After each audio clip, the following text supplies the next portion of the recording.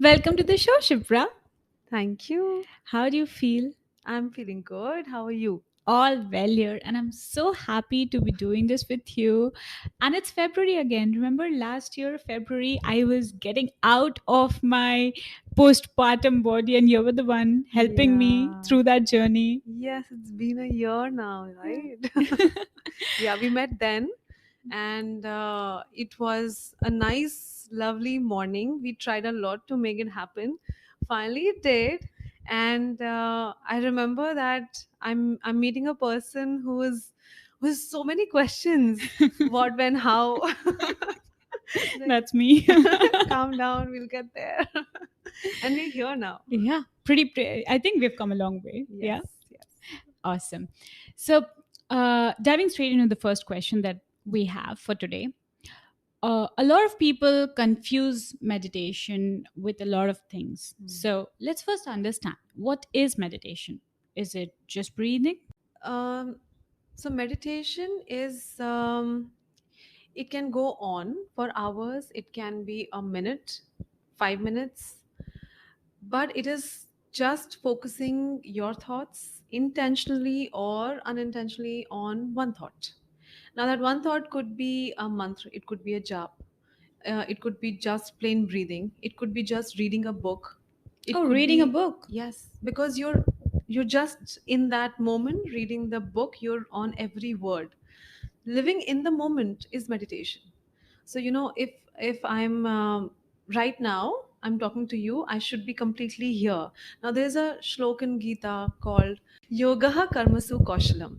Okay, so there's a shlok in Gita called yogaha karmasu kaushalam, which means that yoga is, first of all, union between anything, union between two things, but in the context that we're talking here, it's union between myself and divine. So, yoga karmasu kaushalam, karma, whatever you're doing, whatever task you're doing right now, that is your karma. Kaushalam means with utmost efficiency, with your, when you employ your utmost skills to achieve perfection in the task that you're doing currently at hand. That is meditation. Now, I can't be putting my all my skills, all my knowledge in a task unless I'm completely with that task. If my attention is deviating, my complete set of skills cannot be employed. So if I'm doing any task and putting all my skills and my attention to that task, that is meditation.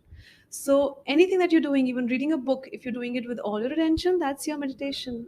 Now there's so many times that you're reading a book and few pages later you realize that, oh, what did I read?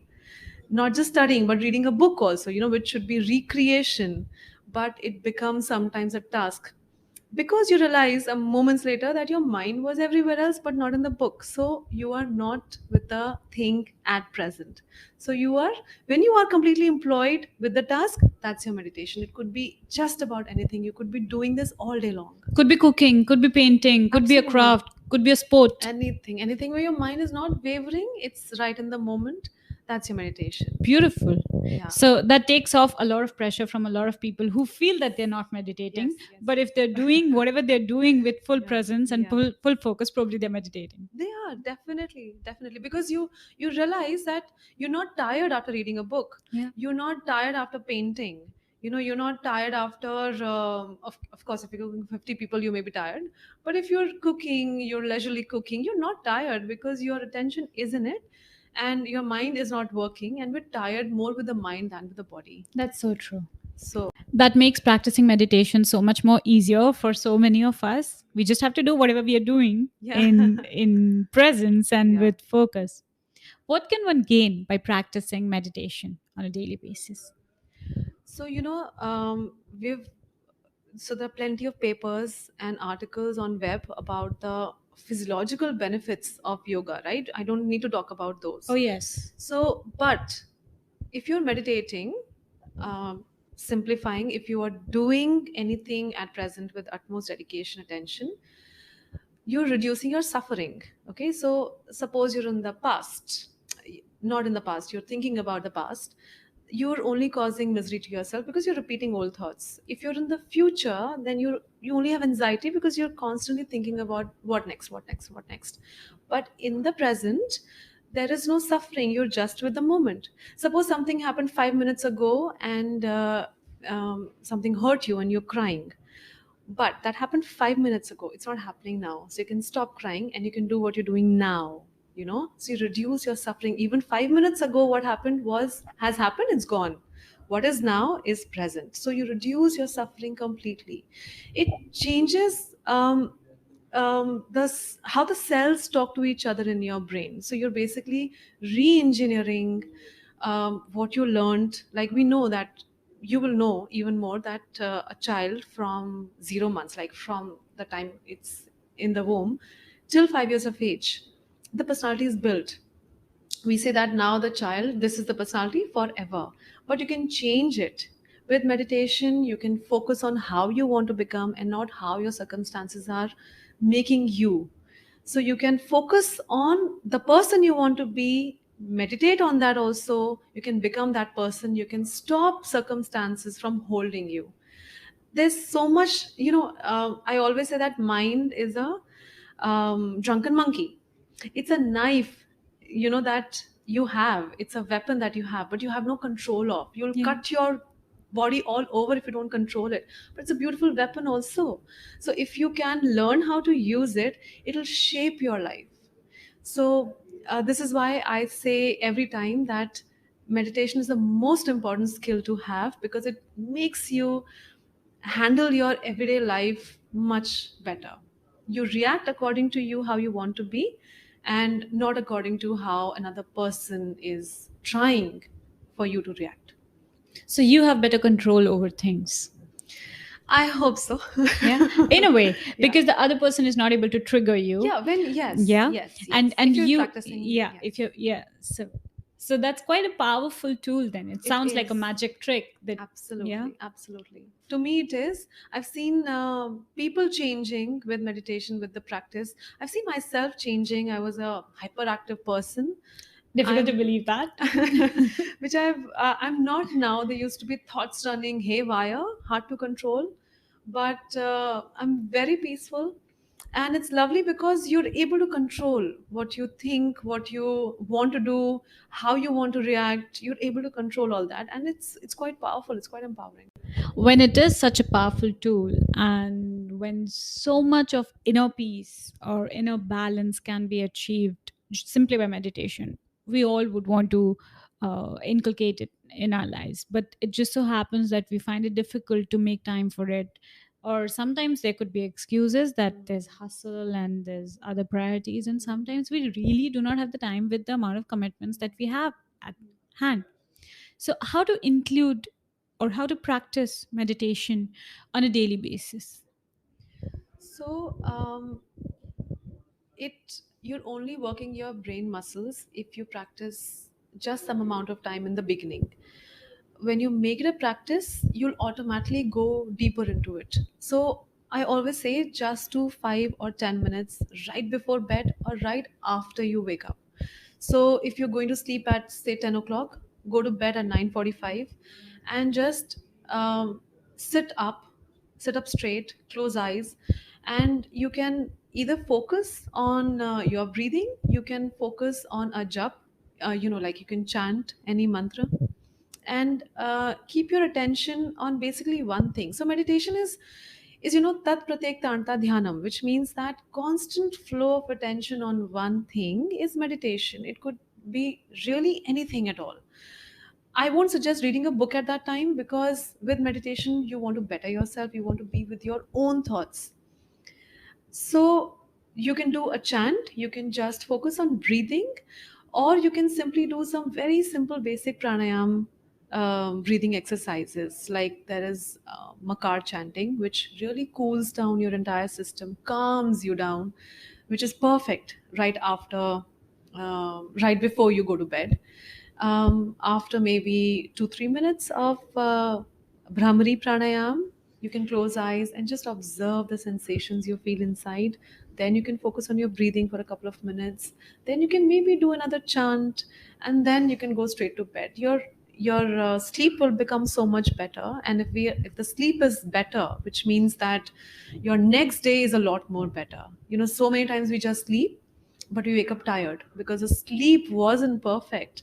The mind is not rested. If the mind is not rested, your sleep will never be fine. So no matter even if you're sleeping for 8 9 hours, you're still tired when you wake up, because the deep sleep is what really is when the hormones are released, which like how they say that time will heal, sleep over it. It's because only at night and only after you sleep there are certain hormones released in the body that that make you forget the bad that happened yesterday, or not forget but ease the pain. And slowly over time you get over the pain eventually. The same effect can be achieved with 20 minutes of meditation. The same effect of an 8 hour sleep can be achieved with 20 minutes of meditation. So not 20, I'm saying just do 10 minutes, but do this right before bed and right after you wake up. So right after you wake up, what you can do is, it may not be for everybody, but Bhastrika is something that so what I do personally is right after I wake up I do bhastrika for 2 minutes and then just sit in meditation for 7 to 8 minutes. And in the at night I do a longer one. But bhastrika, for a lot of people who are hyperactive, who are very angry, who have a lot going on in the mind, for them it's perfect practice, because for them it's very hard to control their thoughts, and bhastrika relaxes immediately. And after that you don't have to try to be in meditation. You will automatically go into a meditative state. And right before bed, you give as much time as you can and do a calming practice. As beautiful as that sounds, as a beginner it could be overwhelming, because that's a lot of information, a lot of techniques, and a lot of commitment, a lot of seriousness, right? What if I'm not aware about all of that? What if I just want to begin with meditation and give it a try to see how it works for me? For such a person, how could they bring meditation into their practice? So, for somebody who wants to test the waters, Yes. for them, they can start with a very simple, any hobby, any activity that they can mindfully engage in. That will be their meditation. They should then, after the activity, see within themselves how they feel. Were they rested? Do they feel peaceful? If they are, then this is working for them already. Then they can probably think of going deeper into it and then set aside 5 minutes, 7 minutes, and just focus on what they did during the day. Just go step by step, Beautiful. and finish Beautiful. your day with that. Beautiful. So you're saying that one can start as well as follow up or check based on how the person is feeling. Yes, So the absolutely. results are immediate. Yeah, that's most important. For every activity you have to introspect how you feel, Yeah. how the body is reacting. Yeah. Because if it's positive and you have attention on that, the healing will be faster. Yeah. And which is again why meditation is so important, because you cannot heal from within if you are always in fear of flight mode, which we generally are, given the world that we are in today. We're always in fear of flight. We will either want to be here, fight it out, or we just turn away from the situation. Yeah. But in this, when your body is reacting like that all the time, if there is something going on within the body, it's hard to heal. You may be taking medicines, you may be taking organic food and breathing properly, but the healing will still not happen as much as it should, because it will only happen when your body is rest and relaxed. So rested and relaxed, because only when the body is restful it can focus on the other things, the other important things. But a body's own safety is its priority always. But when you're rested, then it can focus on healing. So if you're suffering with something, if you have a pain in your heart, or if you have any disease, meditation is even more important for you. And so for somebody who's just beginning, there is no disease in the body, they're not stressed, no nothing, but they still want to do it, then just focus on one activity, observe how you feel after it, and maybe before bed just observe your day step by step and call it a day. Beautiful. A lot of times I personally get confused when I want to try meditation, should I probably get an app and go for a guided meditation, or should I just, try and do it on my own? Should it be a mantra chanting? Should it be just breathing? A lot of us struggle in finding the right technique to meditation.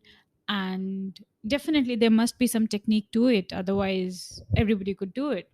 So how can one practice meditation? So everybody can do it, you know. And it's not like how in general parlance we say that you have to stop your thoughts, because that's impossible to do. You cannot stop your thoughts. That can only happen in samadhi. Now yoga is eightfold, right? Eight steps to yoga. And yoga is not just asanas. So in these eight steps, starts with yam niyam, then comes asan, the whole set of asanas that we practice and call yoga. Then there is pranayam. So after asan, you practice pranayam. After that is pratyahar, which means that you bring your senses to yourself. You don't let your senses, your sight, your smelling this thing, your touch, and everything. So your senses are in your control. You're not easily deviated. And then is dharna, dhyan, samadhi. So dharna is trying to focus on one thought. Dhyan is when you are now focused on one thought, and samadhi is that when you're beyond that thought, when you merge finally with the divine. Even samadhi has 9 stages. So yoga is whole of it. It's not asana by itself. Now when we're starting meditation, when somebody wants to practice it and they don't know how to, um, it's very simple to just focus on a mantra. That's the easiest way for a beginner. You can do om chanting, and continuous om chanting doesn't have to be long om. It can be shorter oms, and continue doing it for as long as you feel peaceful with it. It could be any other mantra that is given by your gurus. It could be, just amen, amen, amen, anything, or it could be any powerful word for you, like this is me, so be it, anything.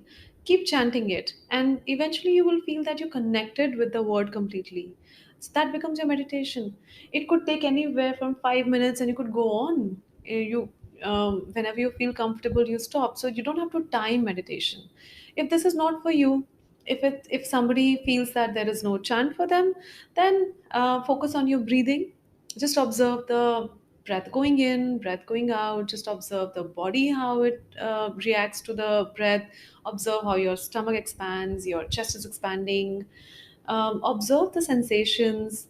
That's meditation. Your thoughts will go haywire when you're becoming attentive that your thoughts are your you and your thoughts are now separate. You bring your attention back to your breathing.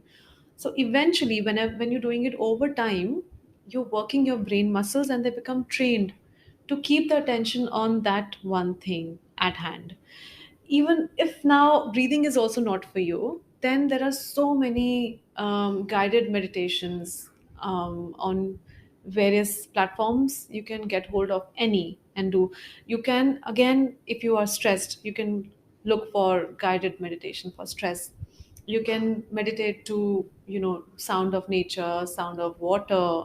You could meditate to hypnotherapy, so that really heals also from within. And yeah, you can pick and choose. And if it's nothing else, and if you're not even fond of reading, watch a nice funny movie, and be completely engaged with it. See how relaxed you feel after that. You're not tired. And then think, maybe you want to just be with yourself for 5 minutes, and you give 3 hours or 2 hours to that movie. 5 minutes with yourself, maybe you will feel the same connection. So anything, it's different for everybody how they meditate. For me, it's always Bhastrika followed by natural meditation. That works. That's so beautiful. And you've given us like so many options. Nobody can have any possible excuse anymore not to meditate. Hopefully. Coming to a very, very important question, because a lot of people want to learn about meditation in depth from the history and everything. Is meditation associated with any religion or culture? So meditation is not limited to any religion, not limited to any gender, any age. It's open to all. It's open to everybody. However, if you go and find the roots of meditation, how it originated was simply because in Sanatan Dharma, and also in other religions that sprouted out of Sanatan, like Jainism, Buddhism. Now they all believe in life after death and reincarnation, and karma, very importantly. Now, so karma will define your next birth. Anything that you're doing right now is karma. Okay, if you're attaching your emotions to it, the karma becomes only stronger. So your thoughts are your karma already. Even if you don't put them in action, you formed your karma for for future. Which is also why meditation is important, because when you're in the moment, you're not adding new karma to your already the full basket of karma. So you're stopping the process. Now, we want to stop the cycle of life and birth because we want to stop the suffering, right? For Which is why for us it was always propagated that everybody should do meditation to stop just this cycle of life and birth. Having said that, it stops your suffering. It stops you from feeling not good enough, from feeling less of a person, to feeling amazing all the time, to feeling fulfilled all the time. So which is why, and also add to this list all the amazing benefits that you get in your body and mind. Which is why it shouldn't stop anybody from thinking that no, this is only for one religion because they came up with the idea, so it's not for us. No, initially there was Sanatan Dharma, there was nothing else. So fine, it is by them, but it is open to everybody, all age. Doesn't matter what your background is, where you are right now. Just do meditation for your own benefit, whatever you want to reap out of them, out of the practice. That's so beautifully said, Shipra. There's one thing that I would like to emphasize again, because I want to bring this into the notice of listeners. You just said that when you're meditating and your thoughts are focused and you're in the moment and you're not adding thoughts, you're neither controlling thoughts nor adding thoughts, right? And that's how you control your karma. Now, I think all over the world, people are associated with, or they know what karma is, and a lot of people believe in it as well. So, what I want to highlight is that just doing something is not important, or not doing something is not important. When you think of Yeah. something, you create a reality in your Yes. mind. That thought has already actioned Yes. in your mind, and that's also a reality in some world. Yes. So when you're meditating and when you're preventing from your thoughts to be either suppressed or to be given a particular direction, you are preventing to create so many infinite realities that you possibly could be simply in your mind. Absolutely, brilliantly put. Yes, absolutely. Because you don't have to do an action to make it a karma. Your karma will form as soon as there is a thought in your mind that has already happened. So it's not that okay, fine, I didn't hit the person, but the thought itself that you wanted to hit the person is equal to hitting the person. So that karma has already formed, and it, like you said, that it could be a reality somewhere. That's absolutely correct. So you don't want that in your bucket. Exactly. So meditation is such a simple cure, available at no cost, accessible to everybody, and can solve like the biggest Yes, problems yes, one could yes. possibly think of. And to anybody listening who feels that no, they're in a happy place, they don't need this. But to everybody who has any form of disease, see, disease doesn't happen today. The It starts to form at least some months before, yeah, in your body. Now 60% of these diseases are arising from the gut, and gut and mind have a two-way connection. Your body is psychosomatic. So if you relax your gut, your mind is relaxed. If your mind is relaxed, you relax your gut. So even if there's nothing right now happening in your life, you don't want anything happening in the future also. So start now, so that you have a beautiful future if you have a beautiful present. Thank you so much for these insightful and deep thoughts, all the techniques that you shared with us, all the knowledge, a little bit of Sanskrit as well. You shared it all so beautifully and made it sound so simple, very precisely articulated. Thank you. Thank you, Dimple. Actually, you brought it out of me. So the credit is equally yours. If only I had any power as such, but thank you.